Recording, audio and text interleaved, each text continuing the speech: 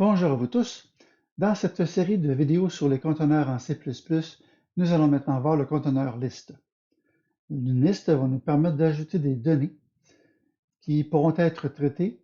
Donc, on pourrait les ajouter soit en début, à la fin, ou au milieu de celle-ci.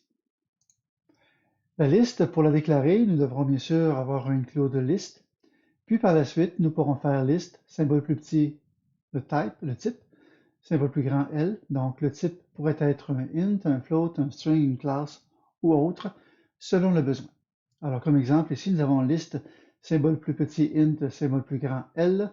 Alors, nous avons une liste de type d'entier. Je pourrais aussi avoir en parenthèse 10,2. Alors, nous aurons 10 fois la valeur de 2. Nous pourrions aussi avoir une liste de pointeurs d'entiers. Alors, je mets une étoile. Je pourrais aussi avoir une liste d'objets de ma classe. J'ai aussi la possibilité d'avoir une liste de pointeurs du type de ma classe. Pour ajouter des données à la fin, alors nous pourrons faire un pushback. Donc, pushback 10, il va donc ajouter 10 à la fin. Je pourrais faire un pushback var, donc il va ajouter le contenu de la variable var à la fin. Si je mets L, c'était un pointeur, c'est une liste de pointeurs d'entiers, alors nous pourrions faire un new int en parenthèse 10. Si c'est toujours des pointeurs, nous pourrions ajouter l'adresse de var, si var n'est pas un pointeur, et si jamais var était un pointeur, nous pourrions directement ajouter var comme ceci. Bien sûr, ici, ça nous permet d'ajouter les données à la fin. Si nous voulons les ajouter au début, alors nous allons utiliser push front. Et tout ce que nous avons dit en ce qui concerne le pushback va être la même chose. Cependant, au lieu d'être placé à la toute fin, il va être placé au début, avec la mention de push front.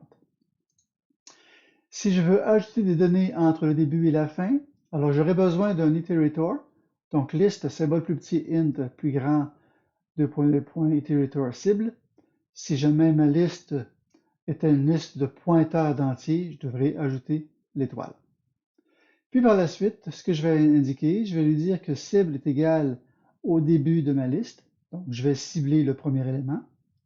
Et par la suite, je vais pouvoir me déplacer à l'intérieur en lui disant advance cible, 4. Donc, je vais m'avancer de 4 éléments.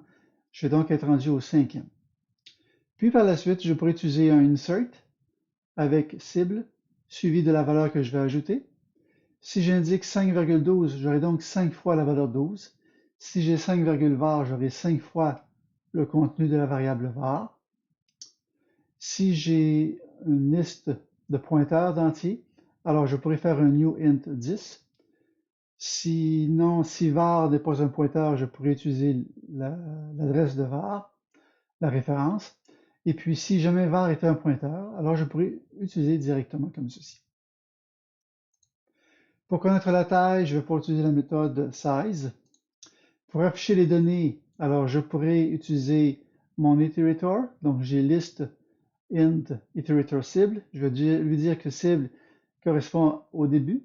Et tant aussi longtemps que je n'aurai pas atteint la fin, je vais continuer en lui disant que cible plus plus. Et je vais donc pouvoir faire un cout étoile cible. Si jamais je veux afficher la première et la dernière donnée, alors je pourrais faire soit un front pour la première ou un back pour afficher la dernière valeur.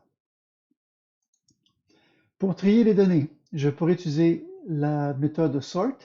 Alors sort va nous permettre de trier les données en ordre croissant.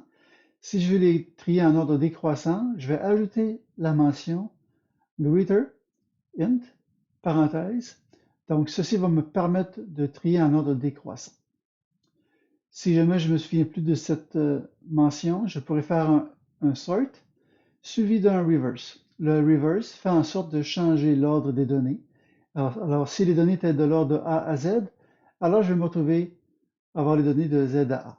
Et bien sûr, ceci, le reverse, je peux l'utiliser même si je n'ai pas utilisé le sort. Donc, les données seront simplement interchangées. Donc, la première valeur va se retrouver avec la dernière va se retrouver avec la première, et ainsi de suite. Pour interchanger les données, alors nous avions vu le swap. Alors, je pourrais avoir L1 et L2. L1 contiendrait 10 fois 2, et puis L2 qu'on pourrait contenir 3 fois 4. Et je pourrais faire un L1.swap L2. Alors les données seront permutées entre L1 et L2. Pour retirer des données, je pourrais utiliser le pop-back qui va me permettre de retirer la dernière valeur. Le pop-front va me permettre de retirer la première valeur. J'ai un clear qui va me permettre d'enlever toutes les valeurs, toutes les données. Et j'ai aussi un remove, entre parenthèses val, où j'aurais pu mettre directement une valeur numérique, me permet d'enlever toutes les données égales à val ou la valeur numérique que j'aurais pu inscrire. Il y a aussi un remove if que je pourrais utiliser également, mais dans cette démonstration, je vais laisser tomber celle-ci.